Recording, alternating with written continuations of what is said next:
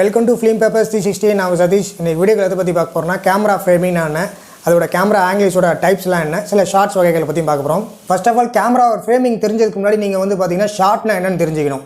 அதாவது ஷார்ட் அப்படிங்கிறது வந்து பார்த்தீங்கன்னா ஃப்ரேமை வந்து பில்ட் பண்ணுறது தான் ஷார்ட்டு. அந்த ஃப்ரேமில் வந்து பார்த்தீங்கன்னா சீனோட அந்த ஃபீலை கொடுக்குறது வந்து உணர்வு நிலையை கொடுக்குறது வந்து பார்த்தீங்கன்னா ஷார்ட் காம்போசிஷன் சொல்லுவாங்க. இந்த ஷார்ட் காம்போசிஷன் வந்து பார்த்தீங்கன்னா வந்து single shot, 2 shot, 3 shot, over the shoulder shot அப்படின்னு வந்து ஒரு 4 டைப்ஸில் சொல்லுவாங்க. சிங்கிள் ஷாட் அப்படிங்கிறது வந்து பார்த்தீங்கன்னா ஃப்ரேமில் வந்து ஒரு சிங்கிள் பர்சன் மட்டுமே, ஒரு சப்ஜெக்ட் ஒரே ஒரு ஆள் மட்டுமே இருக்கிறது சிங்கிள் ஷாட். இந்த சிங்கிள் ஷாட் மேக்ஸிமம் எதுக்கு பயன்படுத்துவாங்கன்னு பார்த்தீங்கன்னா, இது வந்து தனிப்பட்ட ஒரு சப்ஜெக்டை உணர்வு நிலையை வந்து பிரதானப்படுத்துறதுக்காக இது வந்து பயன்படுத்துவாங்க. இதில் வந்து பார்த்தீங்கன்னா இந்த ஷாட்டில் வந்து எந்த ஒரு கட்டிங் எந்த கட்டு இல்லாமல் கண்டினியூஸாக வந்து போகிற மாதிரி இருக்கும் இந்த ஷாட்டு. சில சமயம் லென்த்தி ஷாட்டாக கூட இதை வந்து பயன்படுத்தி இந்த சிங்கிள் ஷாட்டை பயன்படுத்தலாம். எக்ஸாம்பிளுக்கு வந்து அயன்மேன் படத்தில் வந்து பார்த்திங்கன்னா தனியாக நடந்த ஒரு சிங்கிள் ஷாட் இருக்கும். அதை கூட நீங்கள் எக்ஸாம்பிளாக எடுத்துக்கலாம். இந்த சிங்கிள் ஷாட்டோட சிறப்பம்சம் என்னன்னு கேட்டிங்கன்னா, அந்த சிங்கிள் ஷாட்டில் வந்து பார்த்திங்கன்னா ஒருத்தர் துயரமான மனநிலையும் வந்து பார்த்திங்கன்னா அவங்களோட ஃபீலை வந்து கொடுக்க முடியும். ஹைலாண்டர் அப்படிங்கிற படத்தில் வந்து பார்த்திங்கன்னா அதை வந்து யூஸ் பண்ணியிருப்பாங்க. அதாவது அவங்களுடைய கம்பீரத்தையும் கூட அந்த ஷாட் மூலிமா சொல்லலாம். அதே மாதிரி தனியாக ஒரு ஃபீல் கொடுக்குற மாதிரி ஒரு விஷயத்தையும் இந்த ஷாட் மூலிமா வெளிப்படுத்தலாம். செகண்ட், நம்ம 2 ஷாட்னா என்னென்னு பார்ப்போம். 2 ஷாட்டுங்கிறது வந்து சிங்கிள் ஷாட் மாதிரி வந்து பார்த்திங்கன்னா ரெண்டு சப்ஜெக்ட்டில் 2% இருப்பாங்க. அதான் வந்து 2 ஷாட்டு. 2 ஷாட் வந்து பார்த்திங்கன்னா வந்து அவங்க வந்து நேருக்கு நேராக பார்த்த மாதிரி இருப்பாங்க, இல்லை எதிராக பார்த்த மாதிரி இருப்பாங்க. இந்த 2 ஷாட் வந்து மேக்ஸிமம் எதுக்கு பயன்படுத்துகிறாங்கன்னா, அந்த 2 சப்ஜெக்டோட அந்த ஃப்ரேமில் இருக்கிற 2 சப்ஜெக்டோட அந்த ரிலேஷன்ஷிப்பை வந்து ஆடியன்ஸுக்கு தெரிய வைக்கிறதுக்காக இது வந்து பயன்படுத்துவாங்க.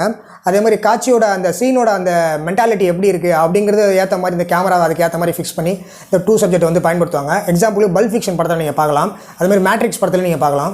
இப்போ 3 ஷாட்னா என்னங்கிறத பார்ப்போம். 3 ஷாட் அப்படிங்கிறத நீங்கள் நினைக்கிற மாதிரி சிங்கிள் ஷாட் எப்படியோ ஒருத்தர் மட்டும் ஒரு சப்ஜெக்ட் மட்டும் தெரிஞ்சில்லை, அதே மாதிரி வந்து பார்த்திங்கன்னா 2 ஷாட்லேயே வந்து 2 பேர் தெரிஞ்ச மாதிரி இந்த 3 ஷாட்லேயே வந்து பார்த்திங்கன்னா 3 பேர் இருப்பாங்க. அந்த 3 பேர் வந்து அடுத்தடுத்து ஒருத்தர் பின்னாடி ஒருத்தர் இருக்கலாம், இல்லை ஈக்குவலாகவும் வந்து சரிசமமாகவும் இருக்கலாம், ஒன்றும் தப்பு கிடையாது. ஆனால் 3 ஷாட்டுங்கிறது வந்து ஃப்ரேமில் வந்து 3 பேர் இருப்பாங்க கட்டாயமாக. இந்த 3 ஷாட்டோட யூசேஜ் என்ன அப்படிங்கிறது தான் அந்த கதாபாத்திரத்தோட முக்கியத்துவத்துக்கு ஏற்ப அந்த ஃப்ரேமில் வந்து அது எப்படி வைக்கணும் அப்படிங்கிறத பொறுத்து நீங்கள் அதை யூஸ் பண்ணிக்கலாம். இதுக்கு பெரிய பெஸ்ட் எக்ஸாம்பிள் எதுன்னு கேட்டிங்கன்னா, ஸ்டார் வார்ஸ் அப்படிங்கிற படத்தில் வந்து இதோட 3 ஷாட்டோட எக்ஸாம்பிளுக்கு நீங்கள் பார்க்கலாம். அடுத்ததாக ஓவர் த ஷோல்டர் ஷாட். இது என்னங்கிறது பேர்லேயே இருக்குது. அதாவது ஓவர் த ஷோல்டர் ஷாட்டுங்கிறது ஒருத்தருடைய தோள்பட்டையிலேருந்து வந்து இதை வந்து சப்ஜெக்ட் வந்து ஷூட் பண்ணுவாங்க. இது வந்து எதுக்காக பார்த்தீங்கன்னா, ஒரு கான்வர்சேஷன் நடக்கும்போதோ இல்லை வந்து சில விஷயங்கள் வந்து இம்பார்ட்டன்ட் கொடுத்து ஒருத்தருக்கு மட்டுமே சப்ஜெக்ட்டில் இம்பார்ட்டன்ட் கொடுத்து இன்னொரு ஷோல்டர் தெரியணும் அப்படின்னா அந்த ஷாட் வந்து யூஸ் பண்ணுவாங்க. அதாவது ஒருத்தர் பேசிகிட்டு இருப்பார், ஒருத்தர் கேட்டுட்டு இருப்பார் அப்படிங்கிற மாதிரி கூட இது வந்து நம்ம ஷூட் பண்ணுறதுக்கு மேக்ஸிமம் பயன்படும். இந்த ஷாட்டை வந்து கான்வர்சேஷன் தான் அதிகமாக பயன்படுத்துவாங்க. இந்த ஓவர் த ஷோல்டர் ஷாட்டை வந்து டைட்டானிக் படத்தில் யூஸ் பண்ணியிருப்பாங்க.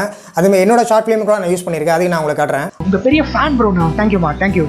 அடுத்து point of view shot. Point of view shot அப்படிங்கிறது ஒரு கேரக்டரோட பார்வையிலேருந்து அவங்களுடைய அந்த கேரக்டரோட சைட்லேருந்து நம்ம பார்க்குற மாதிரி இருக்கும். அவங்களுடைய பாயிண்ட் ஆஃப் வியூலேருந்து நம்ம பார்க்குற மாதிரி ஒரு ஃபீல் கொடுக்குறது அந்த பாயிண்ட் ஆஃப் வியூ ஷாட்.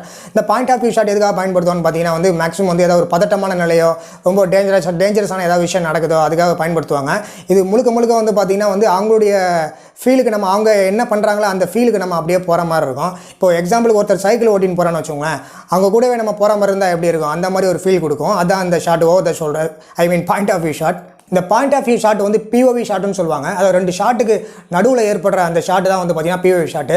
இந்த ஷாட்டோட யூசேஜ் அதோட இம்பார்ட்டன்ட் என்னன்னு பார்த்தீங்கன்னா, 2 ஷாட், அதாவது ஒரு சப்ஜெக்டோட அந்த உணர்வு நிலையும் புரிஞ்சு அந்த ஃபீலிங்ஸையும் புரிஞ்ச முடியும். அதேமாதிரி இன்னொரு சப்ஜெக்டோட அந்த ரியாக்ஷனும் நம்ம புரிஞ்சிக்க முடியும். இந்த ஷாட் மூலிமா வந்து பார்த்திங்கன்னா நிறைய சீன்ஸை நம்ம வந்து எடுக்கலாம்.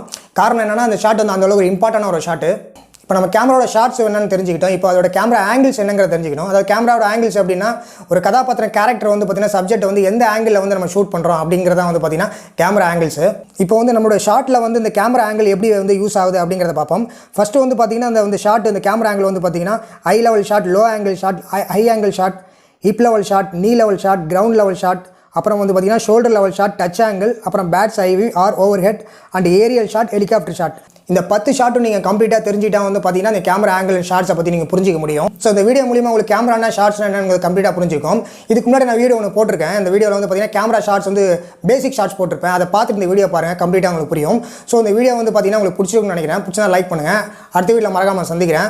ஸோ இந்த வீடியோக்கு வந்து குறைஞ்ச ஒரு 500 லைக் வந்ததுன்னா கட்டாயமாக நான் இன்னும் கேமரா ஆங்கிள்ஸ் நிறைய அடுத்த வீடியோ நான் போடுவேன். ஸோ உங்களுக்கு சப்போர்ட் இருந்தால் நான் அடுத்த வீடியோ பண்ண முடியும், அதுக்காக சொல்கிறேன். ஸோ மறக்காமல் சேனலை சப்ஸ்கிரைப் பண்ணிட்டு பெல் பட்டனை மறக்காமல் ப்ரெஸ் பண்ணுங்கள்.